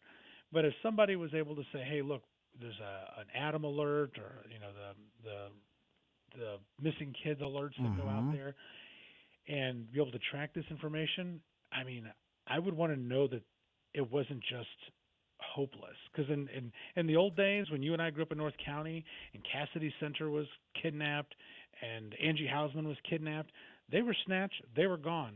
Yeah. Oh, it was a white car. We don't know. Good luck. We found those kids months or years later dead. So let me ask you this, because I just think it's about safeguards. I agree with you. I agree with you, and I've made my opinions clear about this. And as a person who loves to go down the rabbit hole of like Law and Order podcasts or YouTube videos. I can't tell you how many times you watch one where like a suspect, a murderer or a kidnapper was tracked, 45, we saw him go through this intersection and here's the car. And, 45 seconds later, they turned left at this other because, and they can track them through these cameras that are through the city and how much, a particular area and how much that has helped people. And, being somebody who, talks about being a libertarian and having a libertarian mindset, and that's why I don't line up with Republicans, certainly 100% of the time, and definitely don't line up with the Democrats, almost ever these days. At all. Yeah. But, having that mindset, people know that I am somebody who's very much for personal freedoms and along with that, personal privacy. However, and this is, I think, surprised some people, I'm kind of with you on it, but there's so much context to this. You do not have the right to privacy in public. That's my opinion. If somebody's trying to put a camera on your property, well, that's a legal opinion too. Yeah, right. But it's actually real. If it's in your vehicle, if it's in your home, if it's on your property, these are all different things. You definitely are entitled to every bit of privacy on your property, in your home, in your vehicle, or anything else like that. I am not necessarily against the idea of these cameras being put in different places in public. My concern is, and where I think where the opinion turns, is what are we doing with the information on those cameras? Are we using them to track people that we don't really have a criminal reason to be tracking people? Are we selling, their data? Are we selling their personal, like, here's what these people, are doing. Here's where they shop. Here's how they travel. And we can sell that data. That's valuable information that we can sell. That's the concern and the problem. And unfortunately, we've uncovered some of those things starting to happen. But when it comes to just the security things, I agree with you completely. I don't mind there being cameras, and I don't know. Do people understand the difference when we say flock camera? Do they automatically think that this is something more than a security camera? Because if you were to say we want to have security cameras placed in various places throughout the metro area, would that phrasing it security cameras would there be less of a opposition to that when you say flock cameras, even though they're the same things, they just kind of initiate a different reaction from people? Do you think? Well, I think it's the emotion of the moment, and there's also just the mob mentality on Facebook, unfortunately. Yeah. But I mean, every time something happens at one of our parks in Troy, it's why don't we have cameras? Why don't we have more cameras? Right. Why do we have it? We had some kids last year break into the pool and they stole the palm trees from the pool, and they brought them back at the end of the season, which was kind of wild. But these kids, we couldn't tell who they were on the camera. They were put a mask on or whatever, and oh, how come you didn't have more cameras? I'm like, well, what am I supposed to see through a Halloween mask? I mean, it's yeah. But people say things like that, and then all of a sudden, it's probably the same people that are like, oh, Troy better not have flock cameras. It's like, you want them at the concession stand, at the pool, at the park. You want them where you want them, and you don't where you don't. The reality is, the street, any business, like you said, I got a Ring camera on my door. I can see like 5 of my neighbors' houses. I can see who comes and goes across the street from their house from my Ring camera. Yep. Like, that's, if I really wanted to, that's kind of creepy if I was going to do that. Mm-hmm. But I mean, who's to stop me? I can't put an invisible barrier at the street. This is a tool that, like you said, I think the concerning things we have to worry about are, how is this information being used? Who's accessing it? Mm-hmm. How is it being utilized? People don't think about their smartphones, but oh my God! I mean, tracking everything you do, everywhere you go. Development professional, like what we do here to bring businesses to town, we subscribe to a couple different services where, like, we just had the Lincoln County Fair. I can run a report to see how many people's cell phone accounts from and where they're from came to visit the Lincoln County Fair and when, and then where they went after and where they shopped after. I have all this economic data that we, as economic development professionals, we just go online and we buy it. Yeah. And then we know how to market to people. Yeah. So people are because the cell phone companies or the app companies or whoever are selling it, are making that available to people. So, it's crazy what's available, to your point, out there, and people just aren't even thinking about it. And right now they're freaking out about the issue of the day because you have some bad actors and they need to be held accountable. One of the problems I always have is that every time we find out something like this is going on, we sweep it under the rug, we slap people's wrists, or we really don't follow through with it. You need to prosecute these people. You need to hold them accountable. Cops who are, stalking people, tracking their ex-girlfriend, stuff like that. Yeah, because that's a really good one. Cop again. You need to be prosecuted heavily, and instead we're like, oh well, we'll give him probation and whatever, and then 6 months later he'll be a cop in a crappy department somewhere down the road. Yeah, that's got to stop. And if it does, we won't be having these problems in the future. Amen. And then real cops can use these tools to protect us.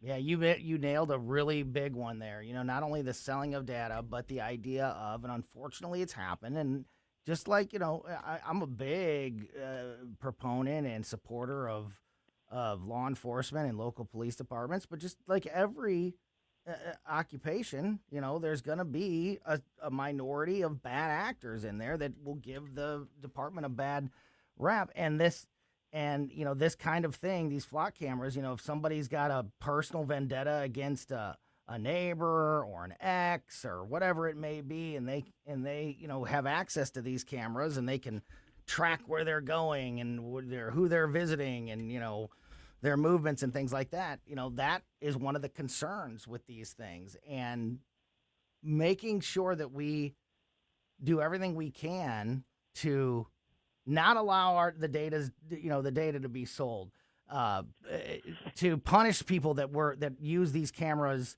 as you just said, use these cameras, for a way that they're not intended. Then I think that there can be a lot of benefit from these security cameras being placed throughout the area. But people don't trust, the government. They don't trust the cameras, and that I think is going to be the biggest problem moving forward. Yeah, I would almost be more concerned about the private industry having this information than the government. Yeah. Because anymore, I mean, these private industries are making this information available for all kinds of purposes, and there's very little oversight. At least with government, you have some chance of oversight. I mean, and the government's bad at everything, so they wouldn't even be good at selling it. Screw it up. Yeah, they'd screw it up anyway. They'd screw it up anyway. That's a really good point. That's a really good point.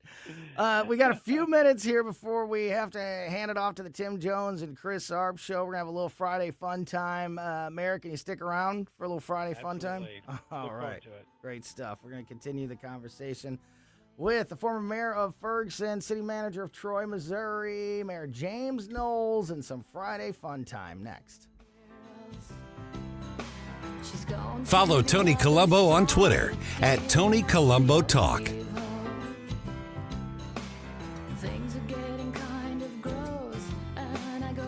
Number one for live and local conservative talk. I just would like to get your comments on that. I'm so glad that you're on the radio, and I want to thank you for that. I'll tell you why. 101.9 and 94.1. I love these people. St. Louis is number one for conservative talk. News Talk STL. We're talking about these flock cameras and selling data and all of those kind of things. Those are some of the issues we talk about every Tuesday with our big tech AI expert, Mike McCleary from Intervine.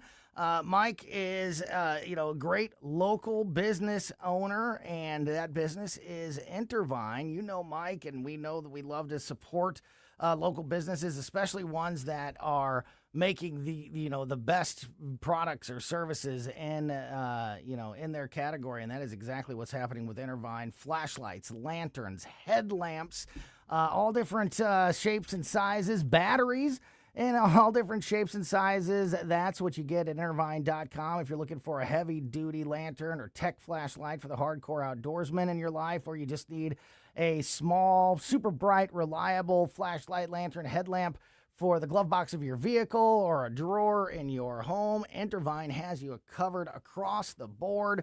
You can also stock up on batteries, AA, AAA batteries at Intervine.com, and you can do it all for 25% off right now. Just an incredible deal, especially if you're just stocking up on batteries. I mean, just our house, we have electronics, kids with electronics all over the place. You can never have enough batteries, and to be able to get batteries for 25% off is just an amazing deal. And then all the great flashlights, lanterns, and headlamps, all of it available at Intervine. All you got to do is use my name, Tony, Tony, as your promo code at checkout at Intervine.com to get 25% off everything. Intervine is INTERVINE. Use Tony as your promo code at checkout for 25% off everything at Intervine.com. Rhino Shield is far superior to even the best traditional exterior house paint. Rhino Shield is 8 to 10 times thicker than paint and comes with a 25-year transferable warranty. Rhino Shield is the only ceramic coating company that has been chosen by Disney, This Old House, and 3 times on HGTV's Curb Appeal, where every episode is concentrated on unpainted brick, bonds and seals to stucco, wood, hardy, block, color lock, masonite, and more. No better product for those steel aluminum-sided homes that have become, chalky and tired looking. We coat sloped and flat roofs to extend their lives too. After 15 years, we've got a great reputation and a superior product. As long as it's affordable, why wouldn't you do it? Before you make the costly mistake of painting with traditional paint, you'd be best served to call Rhino Shield today. We are the experts and our evaluations are free. 877-25-RHINO or 877-25rhino.com. Tell them, ladies. Don't paint, don't Rhino, go Rhino Shield. Never paint your house again. Rhino Shield. Looking for unbelievable deals? Stop by Overstock Outlet in Lake St. Louis or Warrenton. Open 7 days a week. Discover big savings on a huge variety of merchandise with no hassle. Just great prices. Visit us in Lake St. Louis on Highway N or in Warrenton on Boones Lake. Check out our Facebook page at Overstock Outlet Lake St. Louis or go online to overstockoutletstl.com. Unbeatable value, friendly service, and you never know what we'll have at Overstock Outlet.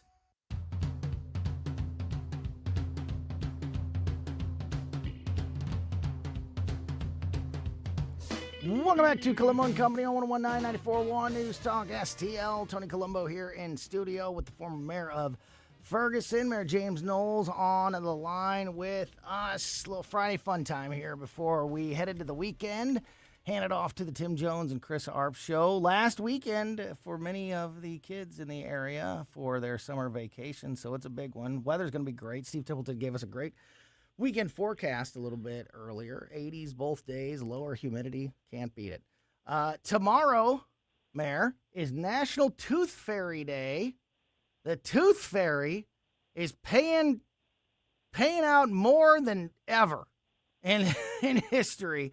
The average payout for a tooth in 2026 is $5.84, nearly $6 a tooth. I wish I was getting $6 a tooth from the Tooth Fairy when I was a kid. Does that sound about right to you, or does that sound a little high? Or does it sound a little low? I'm embarrassed because I know the Tooth Fairy in our house is he's making it rain. So you're pulling the average. You're yanking that average up. Well, we're about $20 a tooth. Woo-wee, you man! Well, you got here's the deal. I tell whatever Tooth Fairy's running that area over there by your house is really doing a great job for the kids. I tell the kids that. Well, my point is, look, kids, you got your own money. Like, don't keep coming to me. You know, every time you lose a tooth, I'm sitting here scraping pennies together, and it's like, can I have this? Yeah, you can. You got your own money, and hopefully the kids are trying to learn a little bit about the value of the dollar. One thing they've done, though, they've learned to save money because they know they go to mom, and then mom will buy it for them anyway. Yeah. So all the money they're getting from the Tooth Fairy, they're banking. So, yeah, it's backfiring on the Tooth Fairy in our house. Since 1998, when I guess they started tracking this stuff, the Tooth Fairy payout has surged 349%. In 1998, it was $1.30 was the national average. Now, as I said, nearly $6. So, wow, man, it's a good time to be a kid, and if you can get close to that Knowles household, maybe some of that extra. I don't know. I always did pretty good. I mean, I lost teeth in the early 80s. Yeah. I felt like I was probably getting $5 back then. Really? So I think I was $1. I can't remember. Maybe $1. I think it was maybe I don't know. So it's a good day to be. It's a good day to be a kid losing teeth. It's not a good day to be Taylor Swift, believe it or not, who has been on top of the world, over the last couple of years. The website Ranker.com just did a big national survey on the best female musicians of all time. You want to guess? I said it's not good. You want to guess where Taylor Swift landed on that list? And if I wouldn't have already said that it was not good for her, what would you have thought she would have been at? Well, I mean, you said female musicians of all time. I mean, entertainer, maybe. I don't know. Maybe she's getting. I don't know. Maybe she'd be higher up if it was not just her musical abilities, but I'd say maybe in top 20 musicians of all time, maybe top 5 entertainers. I don't know. She's on this list, number 54. Wow. Janis How Joplin's the mighty have fallen. Yeah. Well, that's the thing. I mean, when you say musician, they got Gladys Knight. They got everybody. Yeah. Over Well, but one thing that Taylor Swift actually does do is write her own music and play instruments, unlike so many other pop stars. But nobody knows that anymore because she doesn't do that type of music anymore. Like nobody sees her doing that anymore, so I don't think she gets that kind of credit. It's more about her choreography now. Yeah, exactly. But, number 59 on the list. I only have the top 20 here, but there's a note here that says that Enya even ranked higher than Taylor Swift on this. The top 10, Whitney Houston, Tina Turner, Aretha Franklin, Celine Dion, Dolly Parton, Karen Carpenter, Ella Fitzgerald, Adele, Stevie Nicks, and Donna Summers. That's the top 10. Lady Gaga's also in the top 20. Diana Ross in the top 20. Madonna is number 20. So some other big names on there. But, yeah, I think most people would have guessed these days that Taylor Swift would be up there in that top 5, top 10 at least. Number 59. Yeah. kind of She's laughing all the way to the bank. Yeah, right. I actually, believe it or not, for the first time ever, I think that that's a little low for Taylor Swift. I don't think she's in the top 10 or anything like that, but I don't know that she's number 59. I contend if there was a list of entertainers, Yeah, or that even could be. musical entertainers, she probably would do better. But as long as Adele's beating you out, Yeah, I'm sure right. it has something to do with her singing ability and not her, Yeah. overall skills. Yeah. Also, not sure that Whitney Houston belongs at number 1. She's great. Don't get me wrong. She's up there on the list, but number 1 female musician. Well, I mean, of all again, she's time. a great singer, but I Yeah. mean, she didn't play any instruments. Yeah, I know not of, gonna, so. not gonna, get into that list, and unpack it, but not sure that that is exactly right either. Hey, one more quick one here. We're talking to the former mayor of Ferguson, city manager Troy, Missouri, Mayor James Knowles. Little Friday fun time here on Colombo and Company. Little PSA for all the oldsters listening. Gen Z has a new slang word that is an insult that you need to be on the lookout for. I could let you guess. I could let you guess for an hour. You'd never get it. Polyester. It's a slang insult for anything that is low quality or inauthentic. So if one of your kids or somebody out there is talking about you and they're like, oh, that's polyester, like, that's not good. They're insulting you. So be aware. Polyester is the new insult for Gen Z. Yeah, that would have never. I guess it makes as much sense as Riz or No Cap or other. I have no idea where it came from.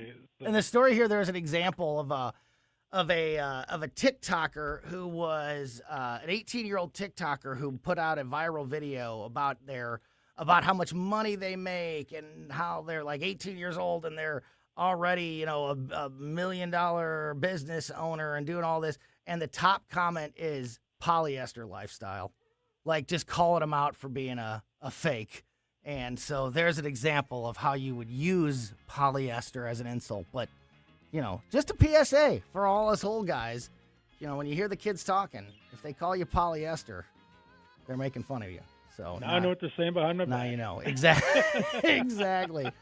Mayor James Knowles, thanks as always for your time, my friend. Have a great weekend, and we'll talk to you again soon. You too, Tony. Take care. Awesome stuff there. We will be back on Monday at 2. Keep it here for Larry's commentary next. Then the Tim Jones and Chris Arp Show.